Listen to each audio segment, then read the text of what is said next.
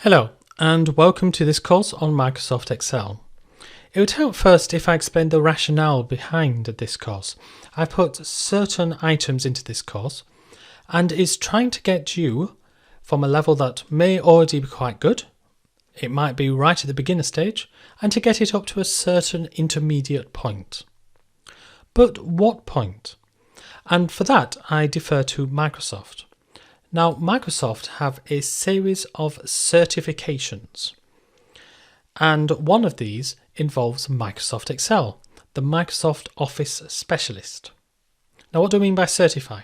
It means you take an exam, you pass it, and then you are allowed to say on your CV or resume and proclaim to anyone you want that Microsoft, not you, but Microsoft, say that you have these particular skills. Now, just think what this could mean to you and future jobs. It means that future employees don't have to take your skills by trust. 89% of supervisors say that certified employees are more proficient users of Microsoft Office programs. Microsoft Office is the third most requested skill for jobs, the first two being oral and written communication skills and the second project management. 91% of hiring managers consider certification as part of their hiring criteria. There are 135,000 jobs listed on Indeed.com when searching for Microsoft Office. It's one of the most demanded skills. Now, there are 3 different levels for these qualifications: Microsoft Office Specialist, Expert, and Master. As I have taken and passed this Master certification, I can call myself on my CV, on my resume, a Microsoft Office Specialist Master. But you can call yourself a Microsoft Office Specialist as well. Microsoft say that holding a Microsoft Office Specialist certification can earn an entry-level business employee as much as $16,000 more in annual salary than uncertified peers. Now, at the time of recording, there are 4 different types of Microsoft Office available. None of them Microsoft Office 2019, however, we believe that there will be one in due course. Now, to get the Microsoft Office Specialist, you have to pass one of these exams, and the interface between Excel 2016 and 2019 is similar enough so that if you take this video course that you're currently watching, you should then be able to take and hopefully pass the Excel 2016 core exam. Now, there are a variety of skills that this exam tests, and you can see the major categories: create and manage worksheets and workbooks, manage data cells and ranges, create tables, perform operations with formulas and functions, and create charts and objects. And within that, there are quite a lot of sub-items. However, in addition, please note that the questions may test on but will not be limited to the topics described in the bulleted text.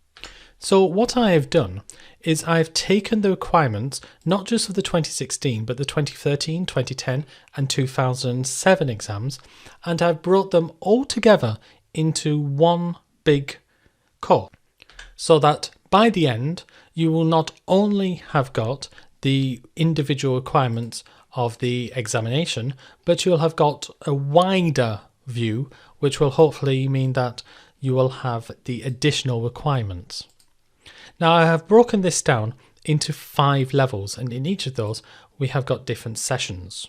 So, for instance, format worksheets and workbooks is one of the requirements in the examination, and also all of these individual items are also requirements for the most part. So where should you begin?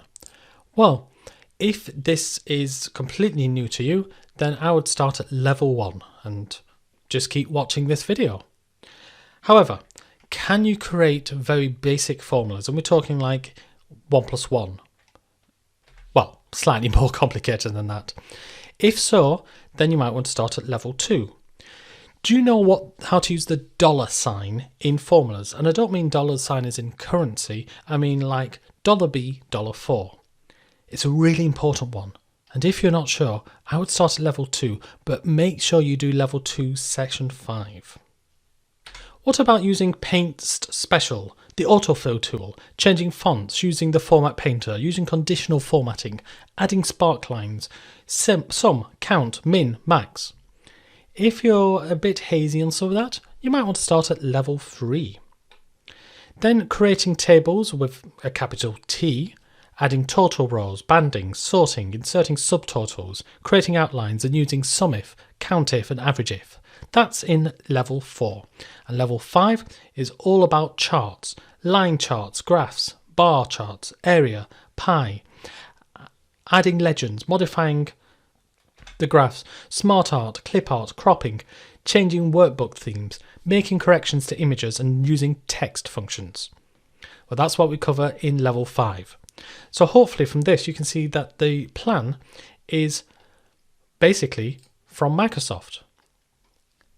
And we're going to do it in a logical order, starting with basic skills and then adding to them so that you're constantly revising. And when we talk about formulas, by the way, we know that not all of my students in this course will be using an English locale. So I've converted the functions into around 15 different languages. So when I do a formula, I'll be showing you what the formula looks like in your locale. So if you're in a French-speaking country, German, Spanish, Portuguese, don't worry, the functions will be translated as I go.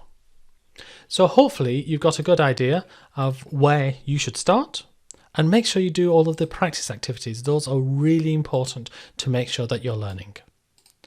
And so now, without any further ado, let's start right at the beginning and create a brand new workbook. Right, so the first thing we need to do on level 1 is to create a new blank workbook. So go to the Start menu. This is the Start menu from Windows 10. And we go into look at Excel, starting with an E. So if you've got an older version of Windows, then you might need to go into the Program section, or you could use the Excel, you could use the search bar to look for Excel. So this is the starting page for Excel, and you can see it's fairly simplified if you're used to previous versions.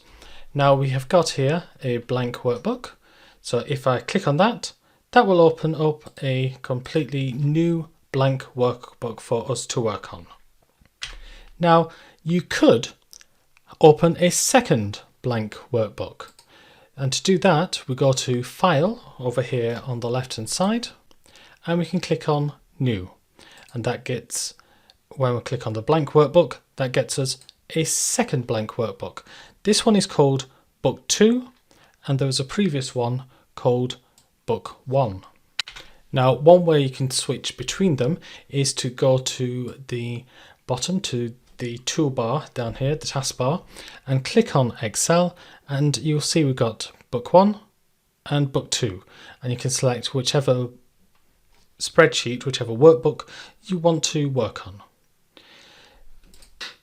Now, while we're here with this new workbook, I just want to talk a little bit about terminology. For instance, I've been calling this a workbook, but other people have been calling things like this a spreadsheet. So what's the difference between these terminologies? Well, a workbook consists of a file. So it's something you might open from Windows Explorer, or it's a file that you can create. So we have a workbook. Within the workbook, we have worksheets, which are also known as spreadsheets. And each of these tabs at the bottom, and you can only see one at the moment, is a spreadsheet. But there might be multiple spreadsheets in the one workbook. So the next time somebody emails you across a spreadsheet, you can actually think, actually, that's not a spreadsheet. That's a workbook that contains one or more spreadsheets. So that's our first objective done. To create a blank new workbook, you go to File, New, and click on Blank Workbook.